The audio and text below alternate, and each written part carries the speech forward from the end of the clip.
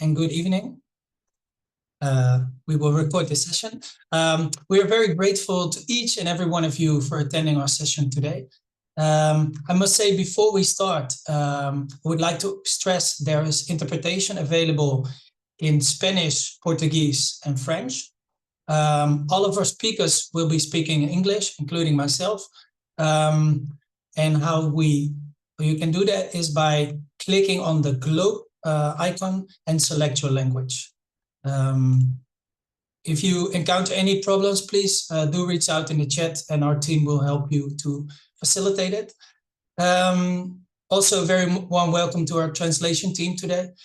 So my name is Daan Robben. I work for Both Ends. It's an environmental NGO in the Netherlands as a senior policy advisor on climate finance. And personally, I've been part of the CSO group and later the GCF watch following GCF for over 9 years now. And as you can see, I have the honor and the pleasure to facilitate this session today.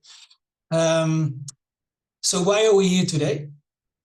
This is an initiative of the GCF Watch, the Green Climate Fund Watch. And this is a Southern-led CSO initiative. And it functions as a platform for CSOs around the globe to engage with the Green Climate Fund. What we do, we share information on GCF processes and projects and promote civil society participation in all different capacities and on all levels, from local communities to national NGOs and groups to the international group of GCF watches. And one of the initiatives of the GCF Watch is actually this webinar series. This is an annual webinar series and it's already the 4th edition. The aim of the webinar series is to boost civil society understanding and engagement with the GCF. We try to facilitate interaction and collaboration between people working on the GCF and people who might be interested to learn more, engage more. On this specific webinar series, this is the 2nd and final session of 2024. The first session was held in October, and that was a discussion panel between representatives of civil society that follow the different funds under the financial mechanism of the UNFCCC and the Paris Agreement. So that's highly recommended if you have missed that one to review that one. And we will share links to the session after this webinar. But about today, what we'll do today, I will just briefly present today's agenda. We have an opening presentation by Berta Agueta, and it's very timely as we all came back from or followed what happened in Baku during the COP29.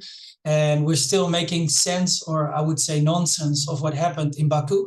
And I'm happy that Berta will enlighten us a little bit on this. So she will talk about the need for better climate finance, both in quantity and quality, under the UNFCCC and the Paris Agreement, as part of the overall climate finance commitment of the new climate goal and the results of COP29, as I said.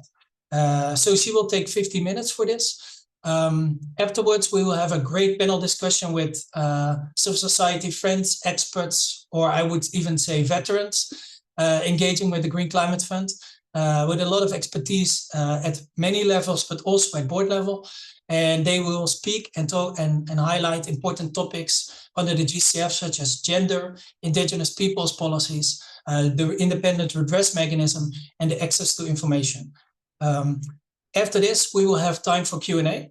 So I would like to invite everyone, if you have a specific question or a general question, to either during the presentation or during the panel discussion, please put them in the Q&A box in the chat, and our team will facilitate so we can ask those questions in the session to the participants. And I would like to say that the meeting is being recorded, and the participants will receive the link to this session and also the previous session after the presentation is done. So that's the initial important notes, but let's go to the real topics of today. And without further ado, I would like to warmly welcome Berta Agueta first. She's a senior advisor for climate finance and development at Germanwatch. as the name suggests, an environmental NGO from Germany. And she's part of the active observer team of civil society, representing civil society at the GCF board level. And as said, she will give a presentation on the need for better climate finance under the UNFCCC and Paris Agreement. And she will help us break down a little bit on what happened in Baku, so I hope. Berta, you have about 15 minutes, and the floor is yours. Thanks, Stan. I hope you can hear me. I'm going to share my screen. We hear you loud and clear. Thank you. Great. I hope you can see my presentation. As Dan has introduced, I'll be speaking briefly about climate finance. First about the status of climate finance right now, and then about the outcomes of COP29 and what that implies for the work within the GCF. More specifically in the coming years. So I want to start with a kind of overview of the status of climate finance, and starting with the needs for climate finance, because for those that are aware of how the new collective quantified goal, which is the main outcome of COP29 in terms of finance, and actually the main outcome of the COP in general, the NCQG, the new collective quantified goal for climate finance, was supposed to take into account the needs and priorities of developing countries. So I wanted to start with kind of giving you a kind of a glimpse of where the needs stand right now. This is coming from the UNFCCC Standing Committee on Finance, which is one of the bodies that the UNFCCC has, that generates a lot of knowledge and information for the convention in terms of climate finance related issues.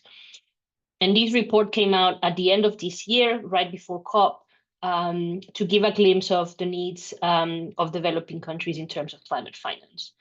So what you see here is the needs that have been expressed by different countries through their different national communications to the convention.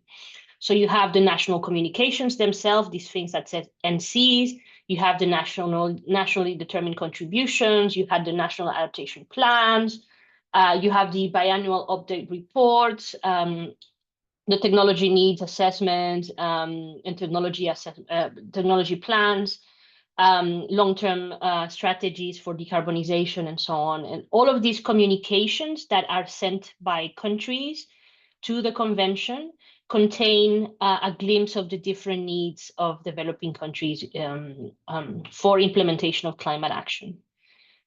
So the most representative of all of these, because they all kind of have different levels and focuses, some of our adaptation, some are technology, some are like a combination of things. So the most representatives are the NDCs, the nationally determined contributions. And right now we have 142 parties, so 142 countries that have sent nationally determined contributions, containing a total of 5,760 expressed needs. Not all of these are quantified, so not all of them translate into finance needs, but they have been expressed by parties. Of the total, only 48% are costed, so only 48% of those expressed needs actually have a number attached to them.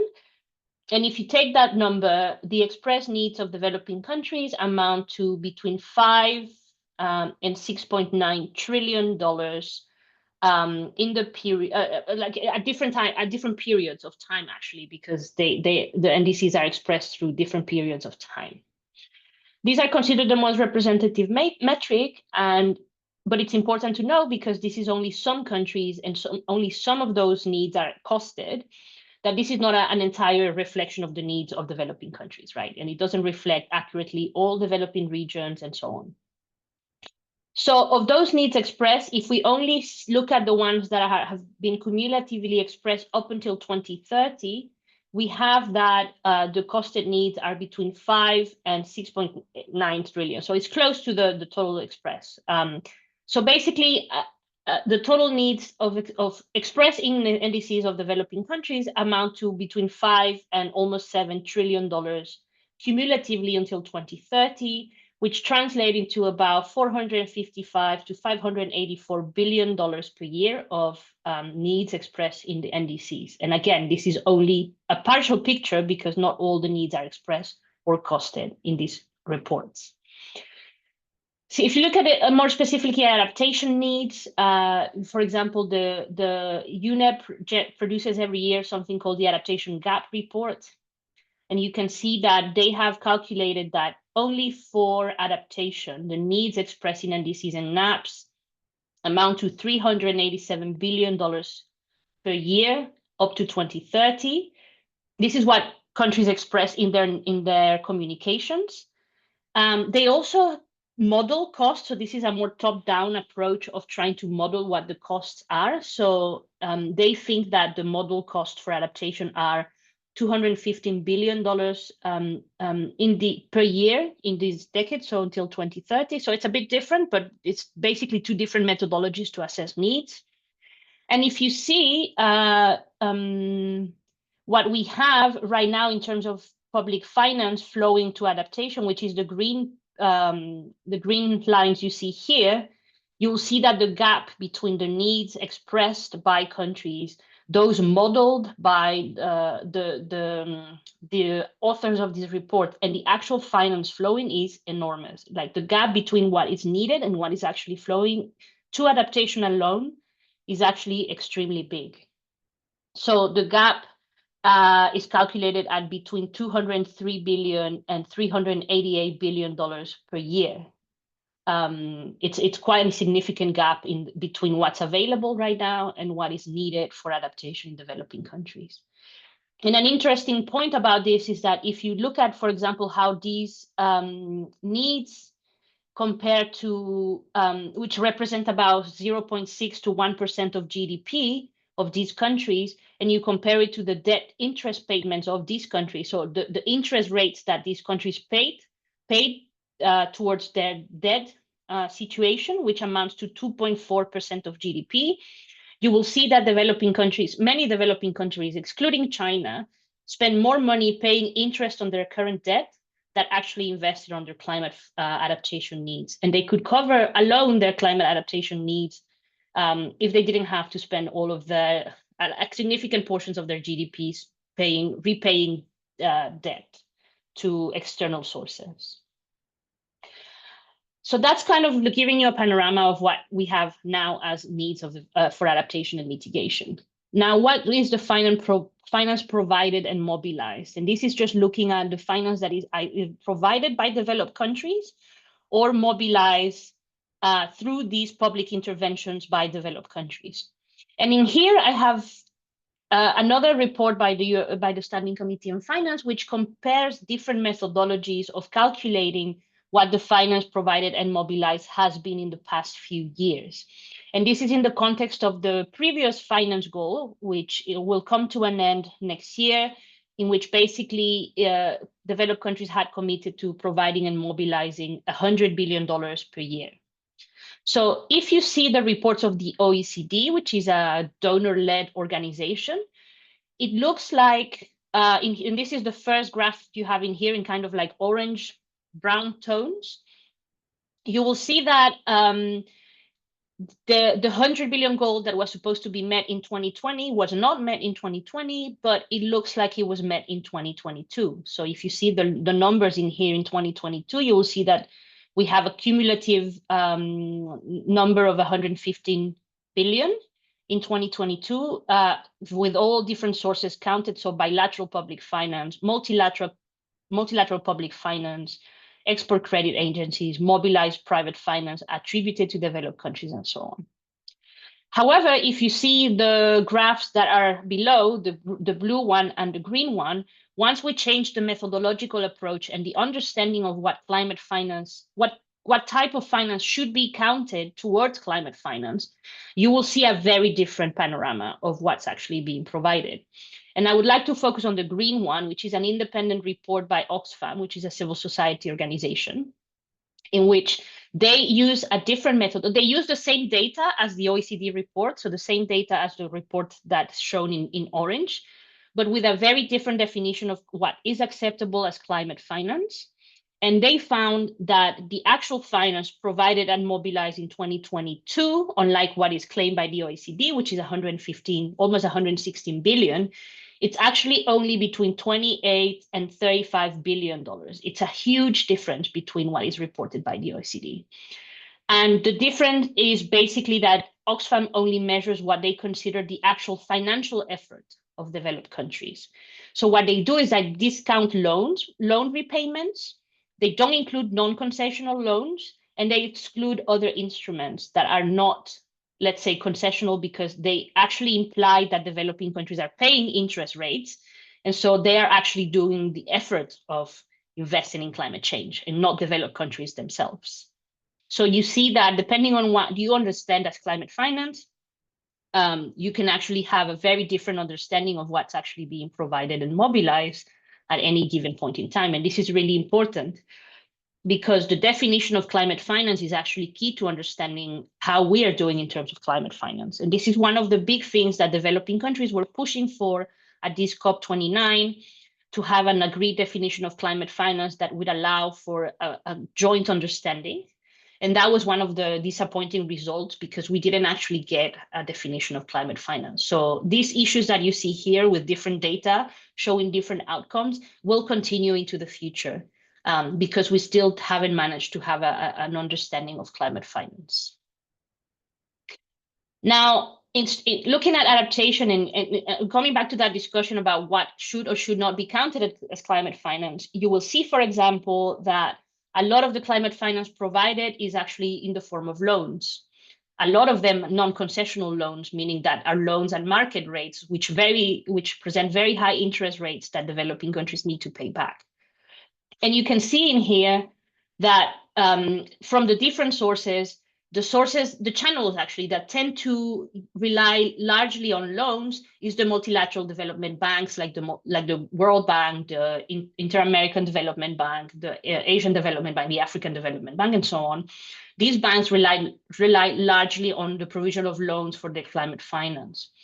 And even though most of the loans are going to middle-income countries, even least developed countries, so the countries that are more in need and are more vulnerable to climate change, still receive large amounts of loans, some concessional, some non-concessional. So this is a problem as well, because it exacerbates the vulnerabilities of these countries.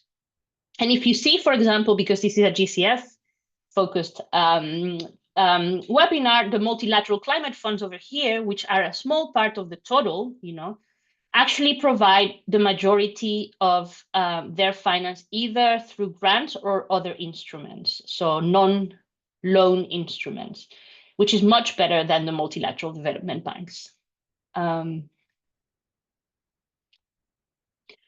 So this is just to give you an idea of where we are.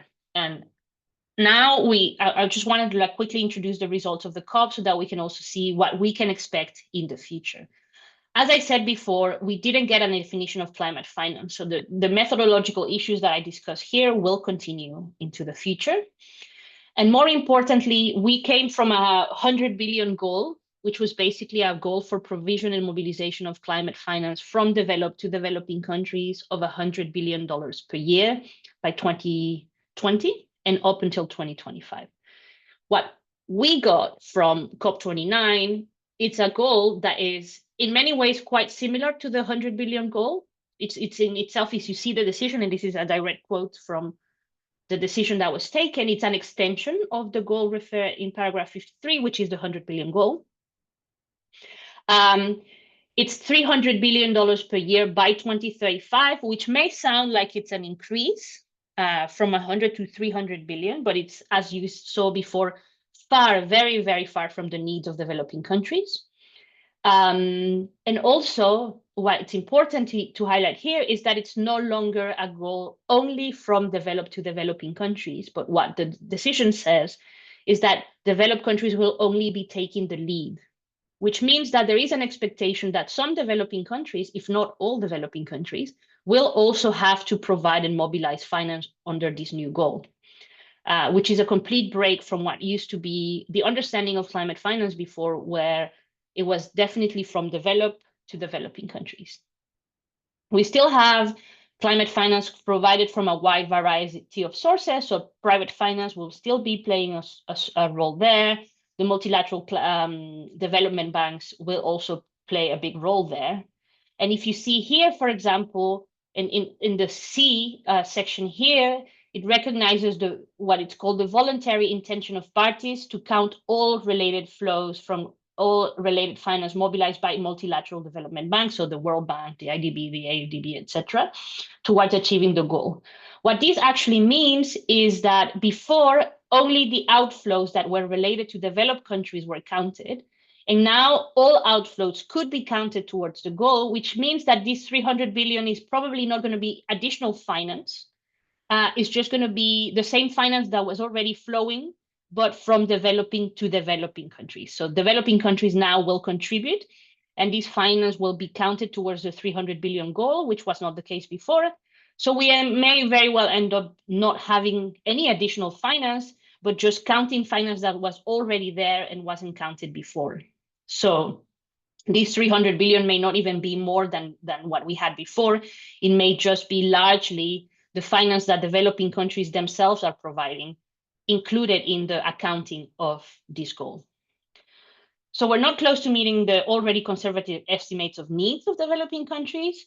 We're still allowing for debt-inducing instruments to be included and counted. So this is what variety of sources and instruments and loans, non-concessional loans will still count.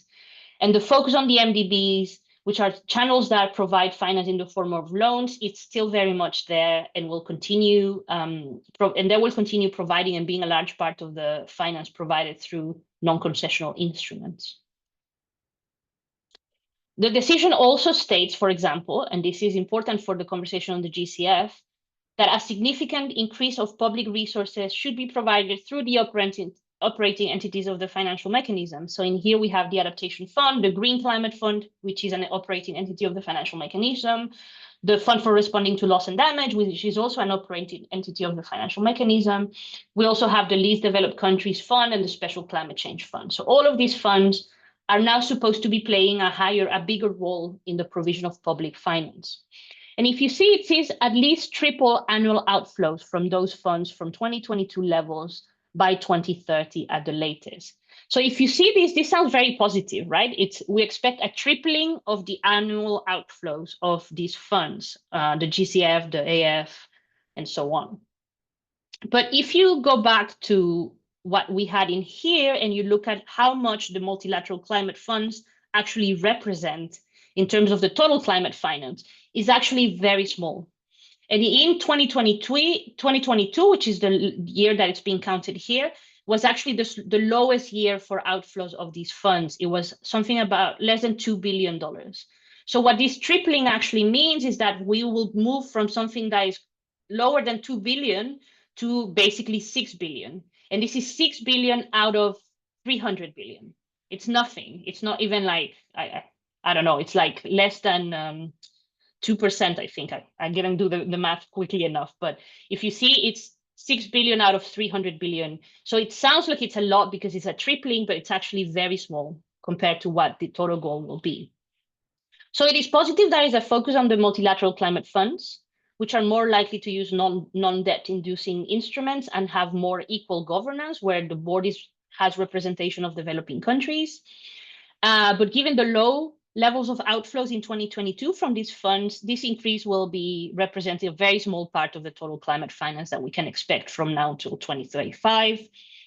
And there's a danger that this tripling will actually put pressure on these funds to use debt instruments and limit the use of grants, because, you know, we'll get back to that in a little bit. So what are the implications for the GCF? And I'll stop with this because I think then we're going to have the conversation about the GCF. If the decision is fully implemented, the GCF will need to increase its outflows in the coming years. Bear in mind, this is not increasing the pledges from developed countries. It's not saying that developed countries will pledge more money. It's saying that the GCF will increase its outflows, the money flowing out of the GCF. Obviously, we will need pledges, but that doesn't mean the pledges are the ones being called here to be increased. It's just the outflows. So this may be a good thing, but it could also put big pressure on the GCF to focus on quantity of projects rather than quality of projects, potentially leading to bigger projects, more multi-country programs by larger international access entities instead of focusing on smaller grant-based direct access entity projects, because the pressure will be to put money out of the door, right? And the bigger projects put more money out of the door, even though they are not necessarily better quality projects. Or you have multi-country programs where many countries are brought in, even though not all of them will receive finance, because these projects tend to be bigger, but they also represent less country ownership, because countries are not, there's just so many countries involved that not individually, not any one of them are actually being fully represented in terms of their needs and priorities. So this could disadvantage direct access entities and could disadvantage smaller projects to the benefit of bigger projects and larger international access entities. And for CSOs, on our side, more work will be needed to respond to this goal of tripling the outflows in a manner that respects the important GCF mandates of direct access, grant-based finance, and so on, and moves toward more direct access and more locally led adaptation, despite the pressures for putting more money quickly out of the door in order to meet this tripling of finance being provided by the GCF. So I will stop here. It's not a full comprehensive view of the NCQG outcomes, because there's so much to discuss about that, but I think this is kind of really important for our work as civil society engaging with the multilateral climate funds. So thank you very much, and back to you, Dan. Thank you so much, Berta. And we really appreciate your attempt to summarize this very intense and complicated process in a few very clear slides. And thank you for making the connection to multilateral funds like GCF as well. It's a nice bridge to the next session, section of the webinar, which fortunately you will also be part of. So let us just go quickly to the discussion panel. To reiterate, if you have any questions, put them in the chat for now, and we will try to respond to them in the latter part of this webinar. So without any ado, I would like to introduce some of the participants of our panel. I would like to introduce all of them, actually. Let me first welcome Tunga Rai.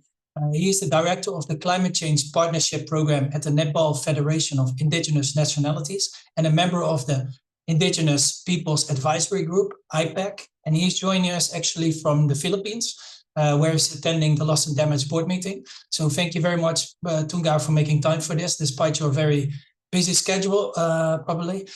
Then we have Florencia Ortuzar, and in my notes it said Interim Climate Program Director, but at this stage it is the Climate Program Director of AIDA, the Inter-American Association for Environmental Defense, and she is the regional node of the GCF Watch platform for Latin America and the Caribbean.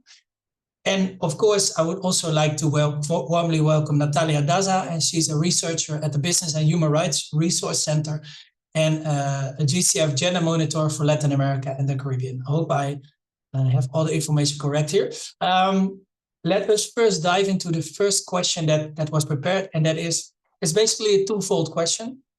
One question is for everyone. The first part of the question is for everyone, and then the second part is specific to one of the speakers. I will start by addressing Tunga. Tunga, first of all, could you tell us a little bit about the GCF policies on indigenous peoples and how it stands out in comparison to other funds? And then the second part of the question is, why do we keep supporting the GCF and criticizing it at the same time? So maybe you can start with the first question and then address the second part in your later part of the stage. You have about 5 minutes for your answer. Tunga, you have the floor. Thank you, Don, and thank you, everyone.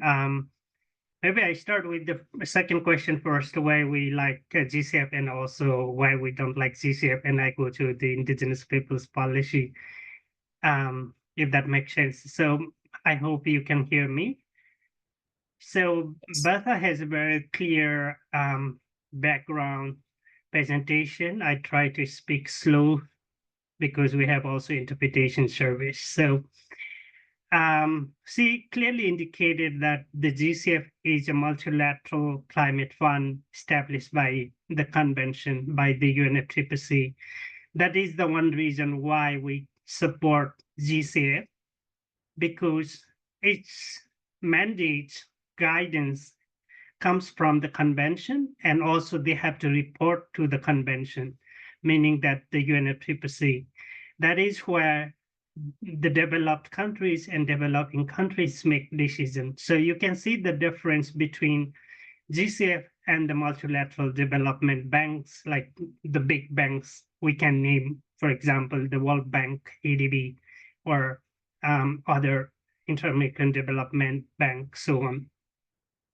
So since the GCF is established under the convention, it also supposedly follow the principle of common but differentiated responsibility and the historical responsibility of the industrialized developed countries to channelize climate finance to the developing countries, right? So this is one of the principles. And the second one is also the structure and the composition of the fund itself has balanced participation in the board from the developed countries and developing countries. So 12 board members come from the developing countries and 12 come from the developed countries. So you can see the balanced participation in order to make balanced decision. So there are a couple of these kind of, the good features and also the structures why we support GCF. And if we look at the investment criteria of the GCF, it has a very clear investment criteria, 5-6 criteria. One of them are country ownership. So it should be country-driven, and it means the projects funded by the GCF should be country-driven. So as civil society and indigenous peoples, what do we say? Country ownership does not mean government ownership. It's also the people's ownership, peoples of the country ownership, and paradigm shift. So it should not be the investment or the project as usual. It should be different from the conventional development projects. There are this kind of very clear investment criteria and definition of the GCF. That's why we keep supporting. But also we alert GCF. We criticize GCF sometimes because they sometimes forget that the fact that they are not the bank. But I have said that the bank always try to invest in the form of loan, equity, or guarantee from where they can get return. But GCF is not the bank. It's a climate finance mechanism, right? So they should be investing in such a way that the developing countries' needs are served through such climate finance. So we really want the GCF becomes a real climate fund. So these are the things. And also GCF has now indigenous peoples policy in the fund. It has a gender policy. So those are some of the things we find different from some other development banks and multilateral development banks, right? So in the GCF, I think now I'm getting to the second question about the indigenous peoples policy. And Dan and a couple of other friends who are here in online are also very veteran of advocating gender policy, indigenous peoples policy, and human rights-based approach in the GCF. So in 2018, the board approved indigenous peoples policy. So the policy basically talks about the rights of indigenous peoples overall. So that includes right to participation, right of free, prior, and informed consent, amongst other things. And one of the things also the policy states or established the Indigenous Peoples Advisory Group to the GCF. So the main function in the TOR terms of reference of the IPAC, the Indigenous Peoples Advisory Group to the GCF, is to provide advice to the accredited entities, executing entities, the Secretariat, national designated authorities, that means the government and the ministries in most cases, and also to the board as and when invited. So those the group can provide Indigenous peoples advice to the matters related to Indigenous people. So there are this kind of human right based ground of the fund. There are also the gender policy and there are these kind of grounds why we support and we advocate for the GCF. But as I already said, let me also repeat that we also caution GCF that they should not forget the fact that they are not the bank. They should do business differently. They should not call it business. They should not call it like investment. They should not call it like their client, because in the GCF, we don't call the donors. They are the contributors because they are contributing based on their historical responsibility. And so the other side of the parties are not kind of recipient. They are not the client. They are the recipient. So there are this kind of all the terminologies and conceptualization guided by the principles. And so I think I can stop here for now, and we can talk more in another rounds. Thank you, Dan. Thank you, Tunga. And I gave you an impossible job to answer that in 5 minutes, so I apologize for that. Hopefully, we get some time to dive a bit deeper into your role as IPAC member as well. So let me go to our distinguished second speaker, is Natalia. Natalia, for you the same thing, but try not to repeat the arguments of Tunga. Why do we love and hate the GCF? That's basically the question.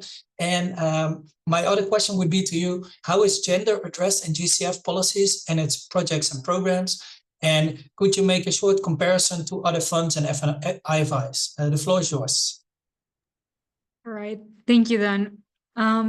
So I will start by highlighting the fact that from its mandate, the GCF was meant to be gender sensitive, meaning that all its operations, including internal operations, as well as the projects it will be implementing, have to have a gender perspective. This is done through the gender action plan and the gender assessment, which is required for all the projects that are presented to the GCF. The gender action plan basically establishes a set of actions to address the potential harms and benefits that a project might have, and that are identified in the gender evaluation. That has led us at this point to have 99% of all GCF projects to have gender considerations of some sort. And when I talk about of some sort, means that there is not any specific standard on how detailed or how complete this gender action plan should be. So when you have the chance to compare the different projects that have been presented to the GCF, although all of them address gender, the quality and the extent to which they do so varies a lot. And at the same time, we have an issue with the GCF of accountability overall and its capacity to conduct second-level due diligence. And this also includes gender. So for instance, project in the process of being developed can do a gender evaluation which says that the space or the location in which the project is going to be executed has no indigenous women, but the GCF has no second-level due diligence capacity to actually go to the ground and check if indeed there's no indigenous women in that specific territory. And this has to do with lack of personnel and budget specifically on that end. And although we might love these GCF policies, at the same time, if there's no accountability in implementation, then it poses a great risk because we cannot solely rely on those who are presenting the projects and want them to be approved. That's on the accountability side, but also adding that this accountability is also at greater risk with this overall trend in climate finance and climate action in general of fast tracking things. The accreditation policy that was reviewed during the last board, and it was not approved, luckily, wanted to fast track the process of accreditation, in which social and gender safeguards and considerations on the institutions who were seeking accreditation were going to be fast tracked in a way that it was basically reducing the importance of these elements when it comes to accreditation. So basically, to summarize, is yes, we have elements from the GCF, particularly on the gender side, that we love. The fact that all these projects have some considerations of gender definitely is better than none.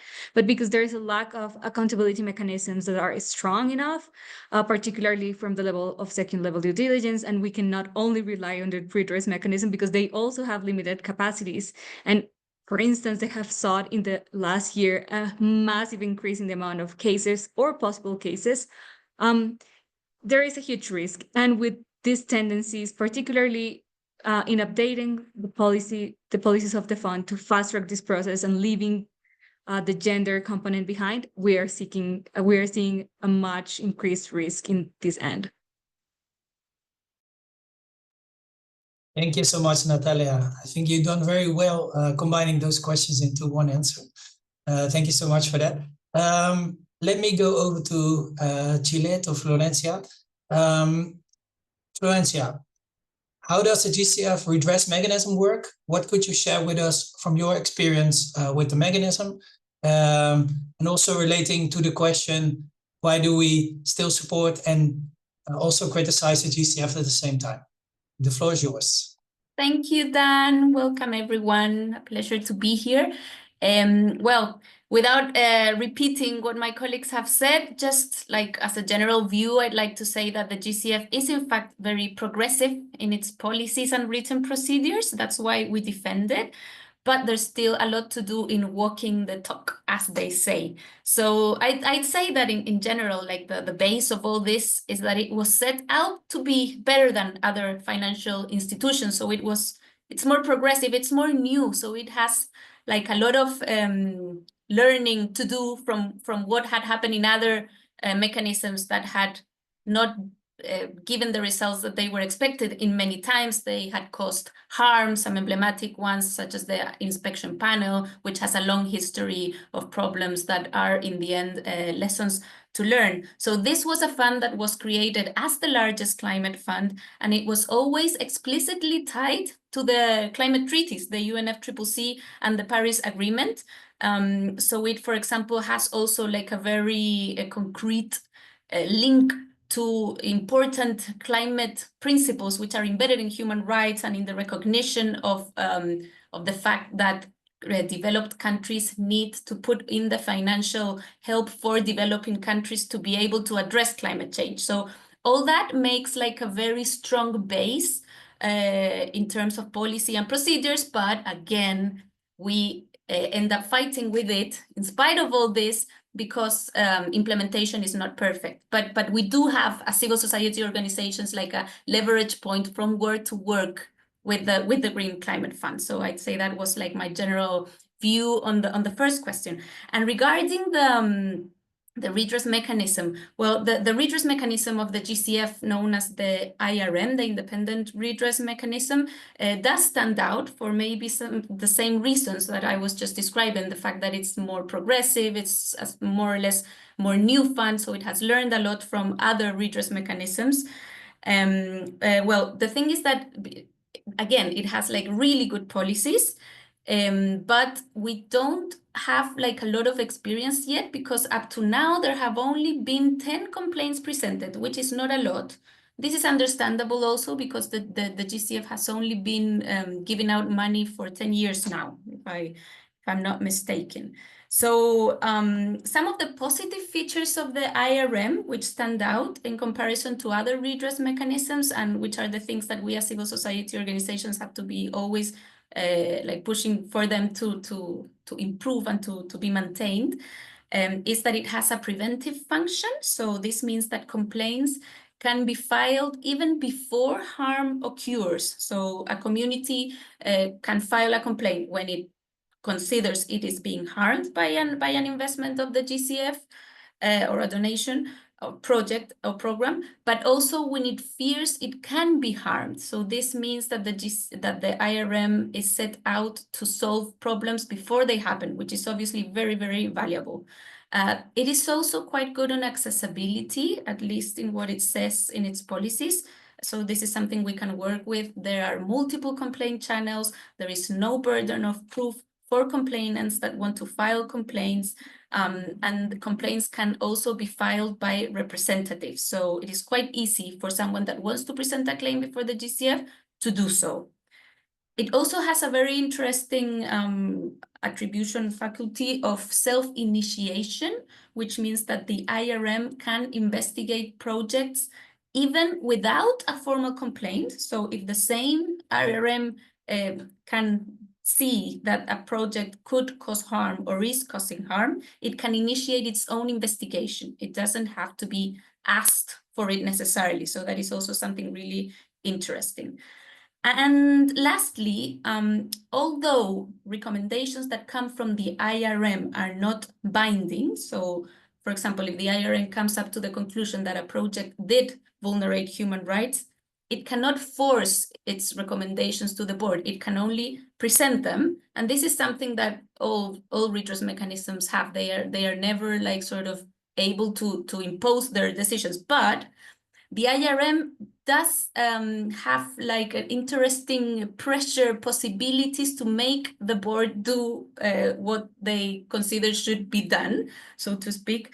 And this is because it relies on very serious investigations. So its findings are very detailed and well argued. So this means that the board will have it's more complicated for them to just ignore recommendations. And there's also a very interesting aspect of the pressure it can inflict because of its transparency and publicity. So all the reports of the IRM are publicly available, and this gives communities and NGOs that help communities in their complaints, that accompany the processes, this gives them the opportunity to pressure, so we can go to media, we can talk to board members, so we can sort of work with the IRM to have a better chance to get recommendations adopted. So those are some of the novel positive features of the IRM. Thank you, Dan. Thank you so much, Florencia. And it's great to see also how disciplined you are in being able to answer those two questions in a very briefly time. So thank you so much for that. I would like to come back to Berta, actually. Berta, maybe you have something to add to the previous speakers about the hate-love relationship, about GCF, or maybe love is too strong of a word, I was thinking, but and also the second part of the question is about the access to information and disclosure policies. Can you enlighten us a little bit about those two policies? The floor is yours. Thanks, and I'll be very brief because I've spoken a lot already, but also because I think the key points have been addressed. I think Florencia put it very, very directly and very well, that that we love it because it has very progressive policies, and we love it a little bit less because sometimes it doesn't walk the talk. So it's very similar in terms of the transparency and disclosure policies. It has an information disclosure policy that is based on very important and progressive principles. There's basically 4 principles that the policy has, which is it focuses on maximizing the access to information and limiting exceptions to this access. So those are the 2 first principles. It also has a principle of simple and broad access to information, and another one on explanations of decisions and right to review. So if you request information and they don't want to give it to you, they have to explain why. And you have recourse. You can ask again to review for a review, like an independent review of your requests. So in principle, it's actually quite progressive. It's supposed to maximize the information accessibility. Although, of course, there is a list of exceptions of information that is private to people within the GCF and its board, or things that are commercially sensitive or so on. In theory, it's supposed to always try to maximize access. In practice, civil society has had experience with the process of requesting information, and it's actually quite simple. There is in the website of the GCF, in the area of information disclosure, you can find all of the forms that you can use to request information from the GCF, and it's a relatively simple process. But in the past, through repeated engagements, we have had difficulties accessing what many in civil society consider basic information, where there is no credible reason for denying or including information within the exceptions. And this has not always been the case, and it's particularly problematic when it comes to private sector engagement and private sector projects, where the blanket use of, commercially sensitive information is often deployed in order to limit the access to information, including potentially on what projects and progress are projects are being implemented, in order for independent exchanges and reviews of what's actually happening on the ground. But it's not only that. It's also, for example, things like limiting information on the project pipeline, and many things that, from the perspective of civil society, do not fall under acceptable exceptions for limiting access to information.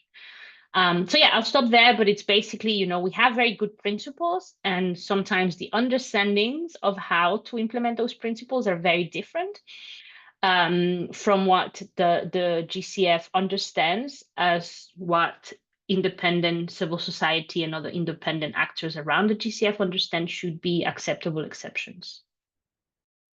Thank you so much, Berta. That was very clear. Let me challenge the panel once more. Because we had 2 rounds of questions still pending, but I also want to acknowledge some of the questions that were in the chat, so to make some time for that. So I would like to ask the panel, and let me first start with Tunga again. You might have addressed it already a little bit, but in your perspective and looking at indigenous peoples and the role of indigenous peoples in the GCF, what do we need from the GCF? What could be improved? And again, keep it short, but it's probably a lot. And what can we do as civil society to achieve this? So maybe make the question twofold in that sense. And maybe, Tunga, you can also say something about your role as a member of the IPAC group. Tunga, would you like to take the floor? Thank you, Dan. Thank you again. Yes, everyone has already said that it has a very progressive policies, and indigenous peoples policy is one of them. But what could be improved? So there is a policy basis, but if you look at the expertise and kind of their staffing composition, there is only one indigenous peoples expert or indigenous peoples focal point, whatever they call it. There is one person to look at how the policies has been reflected in the funding proposals, in their other activities, and so on. So they have like groups, committees, and panels. They have independent technical advisory panel. So the role of the independent technical advisory panel is to assess funding proposals before it goes to the board consideration, right? But the question is whether they have gender experts, indigenous peoples experts in the independent panel, so that they can assess the funding proposals from that relevant perspectives. So those are the things they still need to improve. They don't have that capacity. They don't have that expertise and resource in-house, I guess. And also from civil society side, I think still we have a role to keep reminding them that how those policies are replicated and applied in their activities and funding proposals they fund. We see it very weak in implementation. So all of you know that when we go to board meetings and we read the funding proposals, we find that the funding proposals easily states that their proposal complies with gender policy, complies with indigenous peoples policy. But if you dive deeper and read the activities and the way they would like to implement those activities does not really comply with those policies. It simply contains sentence saying this proposal comply with indigenous peoples policy. And we have presented indigenous peoples planning framework or indigenous peoples plan with the funding proposals, but it doesn't touch the substance of the policy, right? So strengthening those aspects are still remaining in the GCF. So as Indigenous Peoples Advisory Group, what do we do given the very limited resource and support? We try to follow some of the activities and let's say activities in general of the GCF and try to provide our inputs in addition to what our active observer of civil society network do. This is nothing much because it just started. It has not been able to do a lot of things because of a lot of reasons. It has been established very recently, and also it has given limited resources and, as I said, very limited support as from the Secretariat side. They don't have enough expertise. So those are the things we have been doing there. But I think it's a good start. But also one of the things, Florencia also indicated that they have that independent redress mechanisms. So we as a civil society also need more awareness to our communities and networks. Those mechanisms and those channels exist there, and we have to make use of those mechanisms. I think many of our communities are not aware of those mechanisms. We can use those mechanisms. We can report, we can complain, file complaints and kind of things, So those are the things we can improve as civil society network. And also there are a lot of things that GCF Secretariat and also the board need to improve to comply with their policies. Thank you. I stop here. Over to you, Dan. Thank you so much, Tunga. Let us quickly continue to Natalia. Natalia, also for you the question, what do we need from the GCF concretely? What could be improved regarding gender in this specific targeted question? And what can we do as civil society to push for this? Okay, so definitely a lot to cover there. The first thing we need is increased capacity within the GCF on gender issues, also indigenous peoples, I would agree, also on overall social and environmental policy. And this includes the capacity of these teams to actually go to the ground and see what is going on, because otherwise it would be extremely difficult to actually see if the projects are complying with the GCF policies. A second thing we need is a strict guidance or requirements of what the gender action plan and the gender assessment entail. Because at this moment, for instance, we could have a gender action plan without a budget, for example.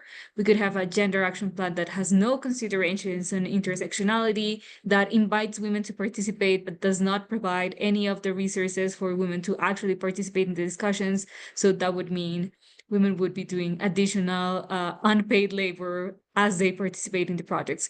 We need a specific guidance from this end, and we need that the internal existing areas in the GCF which work reviewing this have the capacity to review it on the ground. Third need I think we need in gender, but I would go in general, is to increase access, particularly for grassroots organization. That's where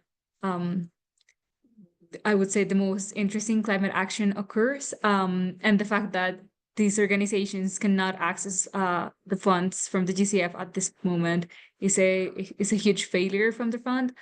And finally, I would say that further disclosure of information is needed, not only by request, but for instance, there's projects that people on the ground does not know are belonging to the GCF, because there's absolute no requirement that the GCF logo is put anywhere in a big, I don't know, like in a big announcement or something like that.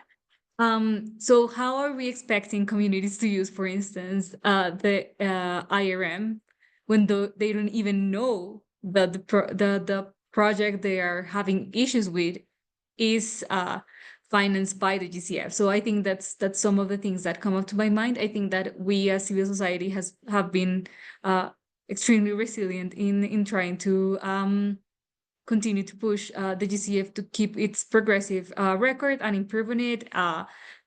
Definitely, as I was mentioning this before, the urge to fast track climate action cannot lead to further human rights risk, gender risk. It's a non-negotiable point for us.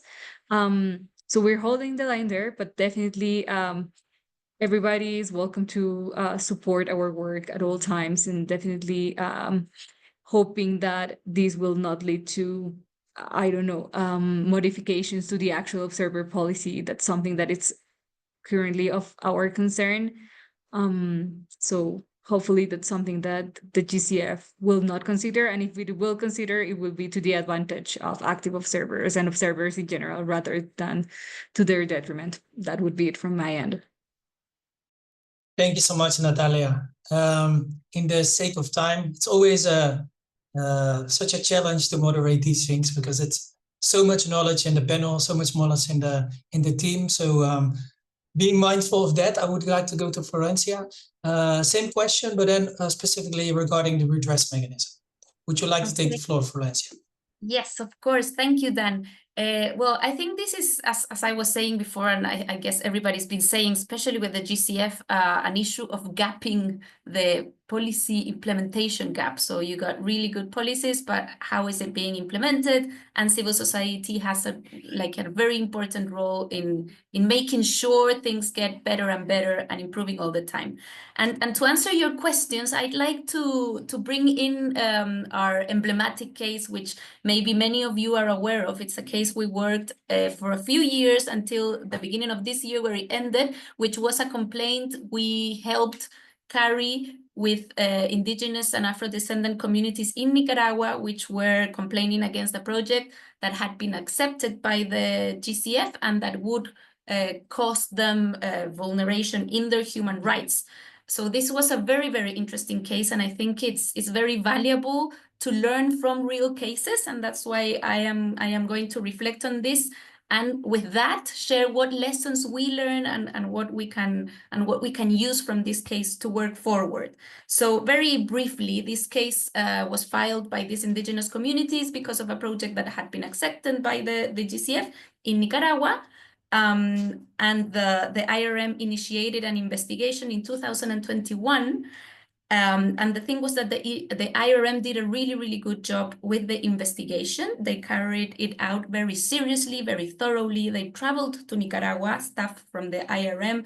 They interviewed all stakeholders. They were in close contact with all the relevant actors, so with the complainants, but also with the government of Nicaragua and with the accredited entity, which was the CABEI, the Development Bank of Central America.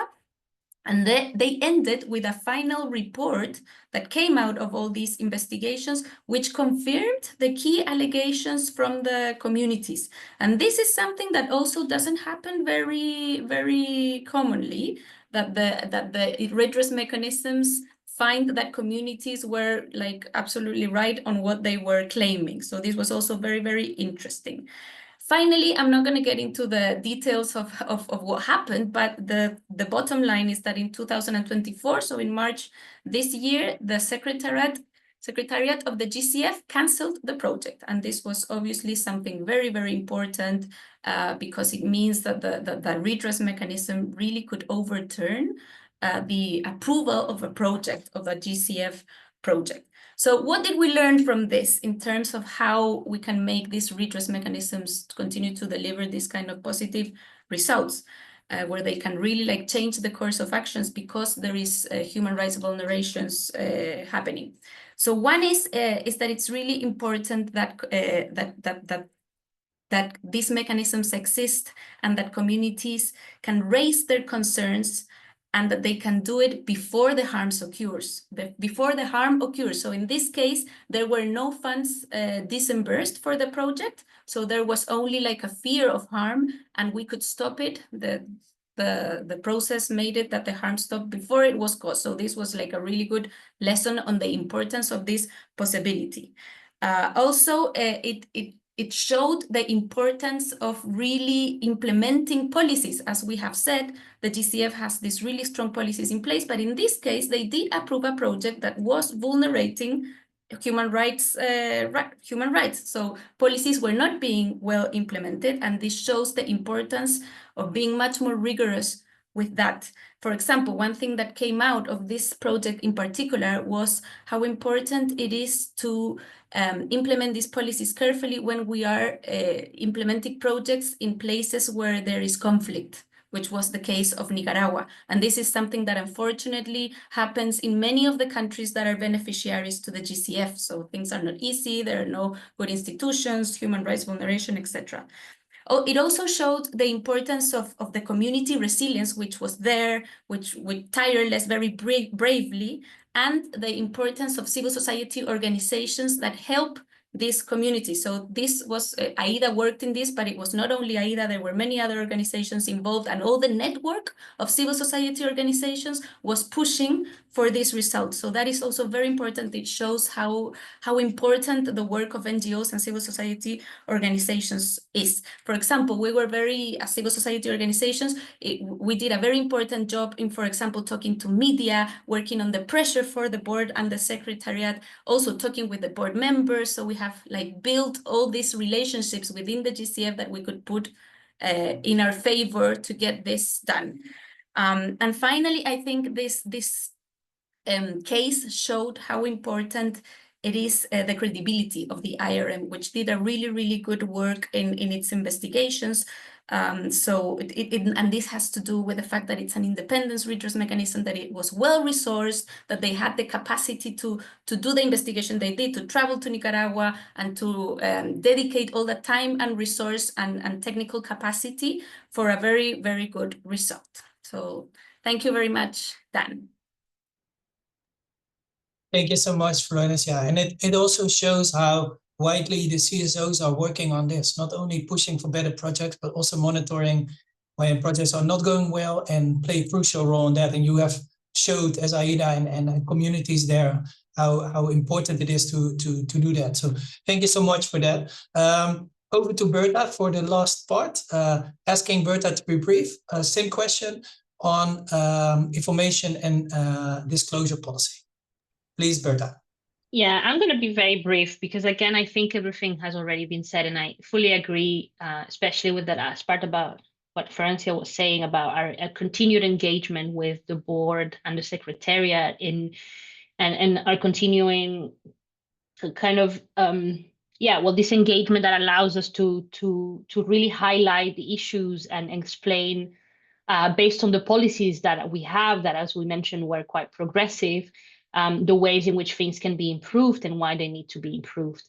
I guess the only difference between the IRM and the information disclosure policy is that the information disclosure policy doesn't have that full cycle mechanism where there's necessarily going to be decisions that need to be upheld by the board, right? And I mentioned there is a process, and in the past, civil society has requested information, has been deny timely information, and even when we sort of continue the process and request explanations and reviews, in the end the secretariat is fully allowed to just basically not comply with the final ruling. And so that is kind of the difference. But so we don't have that very well-established mechanism like the IRM, which it also has, you know, some challenges, but at least it does kind of lead to a process where projects can be reviewed and cancelled by the board.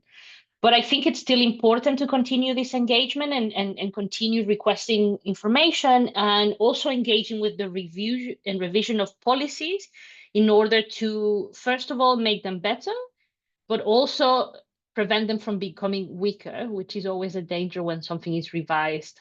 You know, so we need to continue engaging, making sure that the policies continue to be as progressive, if not more progressive, and not backtracking on these progressive policies, and also continuing our engagement with the board and the secretariat in order to really translate these principles that I mentioned before, for example, the information disclosure policy, into into outcomes, into actual implementation of these principles to the full extent. Yeah, I'll stop there. Thank you so much to all four of you for enlightening us and answering those questions. We do have some questions from the audience. So I have a very hard task now to guide us through these questions in the last 15 minutes. But let us try, because they are important and valid and very interesting questions. Let me first start with Natalia. There was a question from Chilen Marcondes on and I'm just going to read it out because maybe I paraphrase it in the wrong way otherwise. Wouldn't it be the case that GCF projects, in addition to the gender policy, also have a percentage of resources directed to gender in the projects, and also the GCF network of gender observers around the world? That sounds amazing. A fixed percentage as part of the composition of the resources of each project, whether in adaptation or mitigation. Would you like to respond to that, Natalia? Yes, sure. So the first thing is saying definitely there should be a designated percentage of resources directed to the gender component of each of the projects. That's something that should be a requirement, but at the moment is not. And as I was mentioning before, because there is no specific requirements for the gender action plan and the gender assessment, it leads to some projects including budgets and some others not. When it comes to observer networks, definitely we have been seeking support for the GCF, particularly for observers from developing countries over the past, well, the timing from which the GCF has operated. This is something that has not been able to be concreted yet, but definitely the GCF should be supporting observers from the Global South to participate and engage with the GCF. So that would be my insight, maybe also adding that there should be a specific gender window for projects related to gender overall. But like, again, this is something that it's continued to be missing in the GCF. And as has been mentioned before, most of the funding is actually going to large entities rather than to people on the ground. That's all from my end. Thank you so much, Natalia, for that answer. Okay, so we have a few questions regarding the presentation of Berta in the beginning. One is, let me just find it. Question to you, Berta. Is not paying debt and rather investing in their own climate needs for parties an option? My question is, who benefit from allowing the debt-inducing instruments to be included and counted? Was there any discussion about it? And maybe I can also ask the second question, which was targeted to you, Berta, whether there is, in the NCQG discussions at COP, any talked about setting specific targets for finance to support locally led action, gender responsive action, or indigenous peoples action. Over to you. Would you like to respond to those two? Yes, thank you. So in terms of the debt-inducing instruments, I mean, the people that benefit from art is obviously the ones providing those instruments.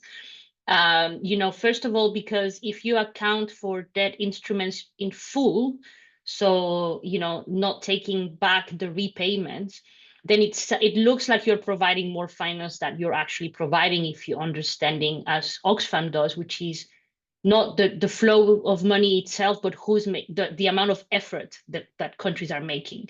Because if you give someone a loan and they have to repay it, the effort is being done by the person repaying the loan, right? In which case, in this case, the developing countries. And also, I mean, the people that provide these loans also benefit because their repayments, you're actually paying them more than what they gave you. And so they're making, you know, in a sense, like, I mean, it's not necessarily that it's a business because the development banks, they're not technically businesses, right? But so they're not in and of itself making profit, but they're like regaining capital from these repayments. So the people that gain it's those that need to make less efforts because, you know, you're basically repaying them loans. And obviously this is discussed. This is one of the biggest pushes that developing countries tried during the COP29, which was to focus largely on public grant-based finance, particularly for adaptation and loss and damage. There is a case that maybe some mitigation projects, and even maybe a small subset of adaptation projects are profit generating and could be financed through loans, but the majority of adaptation projects, and to my opinion, the totality of loss and damage, should be grant-based public finance because it's public goods. And in the understanding of many in civil society, loss and damage is a repayment for a damage done. So it doesn't make sense for that to be made through debt-inducing instruments. But obviously there was a big pushback from the providers on that. And so this is why we ended up with not that kind of language. And whether this repayment is an option or not, I mean, you can default on your debt as a country, but if you look at the countries that have done that in the past, it doesn't usually go very well. And you can see, for example, the cases of Argentina or other countries that have defaulted on their debt payments. So there's an argument there for a broader reform of debt sustainability issues beyond just this narrow climate finance discussion, and more generally what to do with unsustainable debt levels and the necessary reforms in that case. On the second question, yes, there was a large push from from civil society and very, very few, but significant developing and some developed countries to introduce language on indigenous peoples and other, particular vulnerable communities and groups. And there was also a push for targets for this and for locally led adaptation. Sadly, that also got a lot of pushback. So what we ended up with in the decision is a very vague, not vague because it's not necessarily vague, but very non-decisive language on urging parties and other actors to promote, and I can read it for you, like it says basically urges parties and other relevant actors to promote the inclusion and extension of benefits to vulnerable communities and groups in climate finance efforts, including women and girls, children and youth, persons with disabilities, indigenous peoples, local communities, migrants and refugees, climate vulnerable communities, and people in vulnerable situations. So it's a very inclusive language, but it doesn't set any goals. It just says, oh, you should probably consider doing this in your provision of climate finance, but there's no really binding commitment or targeted commitment for this. And it is a very similar result for the locally led approaches. The locally led approaches ended up being part of the language on access, but mostly through bilateral climate finance.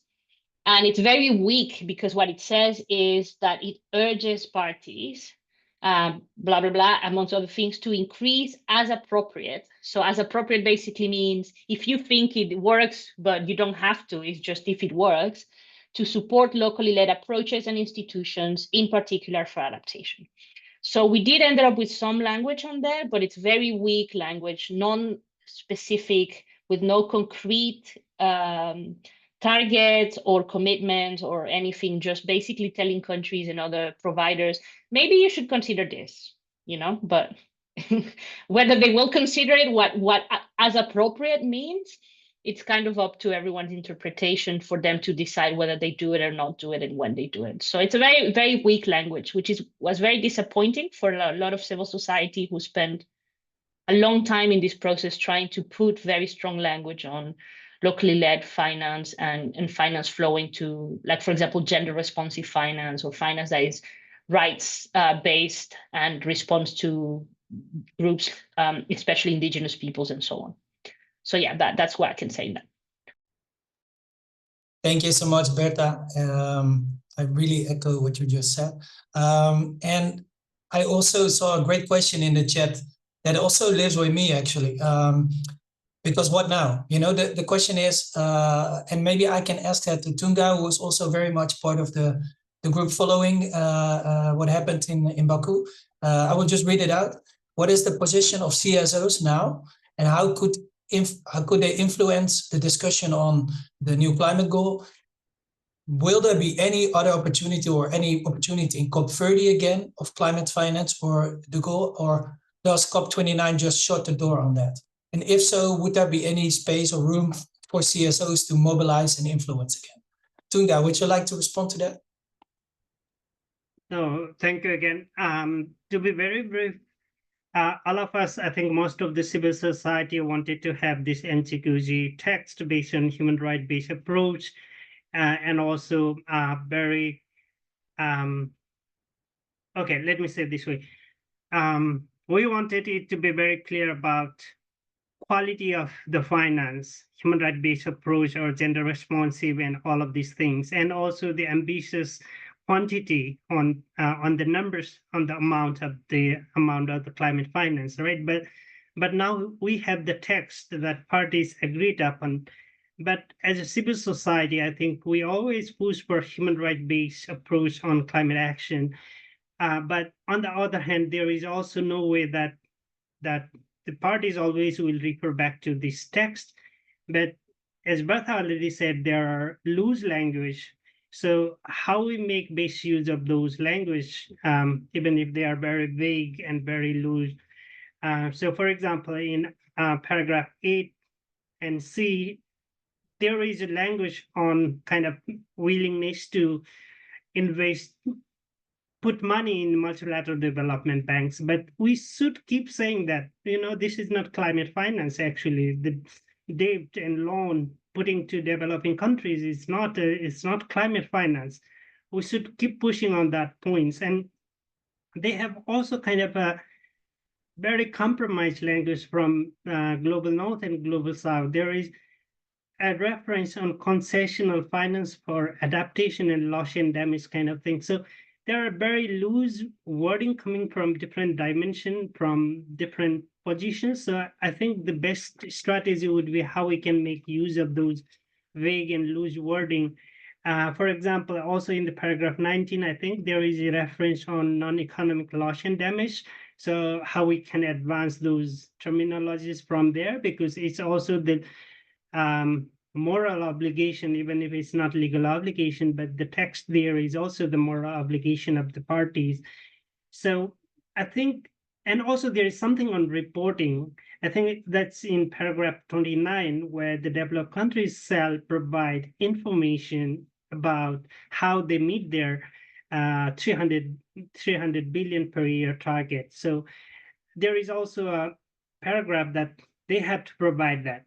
And also, I think, I don't exactly remember the exact paragraph right now, but I think it's paragraph 30, where it says the Standing Committee on Finance should also prepare a report on biennial basis, at least from 2028, about climate finance flowing from developed to developing countries, right? So as a civil society, I think our role is to also monitor how those commitments are being made, or how those are like being applied. So there are a couple of these kind of loose wording, but still that has opened the door to push for stronger commitment and stronger action, I think. Thank you. Thank you so much, Tunga, for that.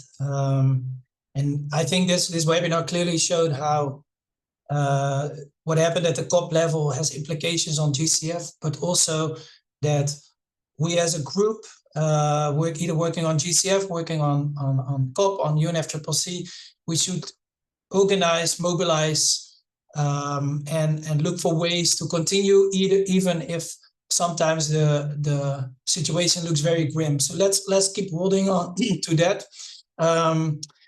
Yeah, it's almost time, so I would like to close. I want to recognize that we had another question about direct access, but the person who asked that question can maybe send it to us, and we can see if we can still answer that question via another way. For now, let me thank all the panelists, Tunga, Natalia, Berta, and Florencia. Tunga, wishing you all the best over there at the Loss and Damage Board meeting. I'm sure we can fill another webinar on what's happening there. Yes, exactly. I want to thank the organizing team. I want to thank the translators, very much appreciated. And all the participants, of course, who turned up today. The goal of these webinars is to link and learn, and that's already happening in the chat, so I'm happy to see that as well. Please do reach out if you have an idea or a question or a campaign that we can highlight somehow. Please do so. The last thing that I should say, according to my notes, is that this was the last session of the international webinar series of GCF Watch for this year. Both recordings will be available on the GCF Watch website and will be shared afterwards, after this webinar. And yeah, I hope to see everyone next year for our 5th edition of the webinar series with new energy. And yeah, we have to continue the fight. So thank you so much, everyone, for joining us today. And I wish you a very great rest of the day. Thanks, everyone. Bye. Thank you, Dan. Bye. Thank you. Bye.